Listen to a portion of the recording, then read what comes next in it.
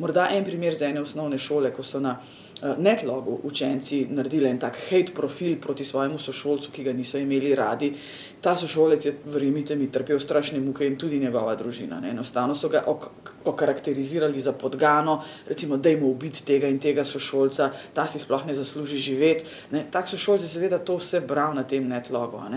In ko smo mi šli v to šolo in smo se začeli z temi učenci pogovarjati o tem, kaj so naredili, je bilo v bistvu na začetku zelo težko prebiti ta led, ali so naredili prav ali niso naredili prav, ampak na koncu smo vendarle prišli do tega, da to ne sodi na svetovni splet.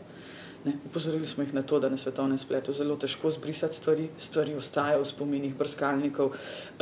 To je svetovno dostopna mreža, to ni samo portal neke šole, ki bi bil zaprt pred javnostjo.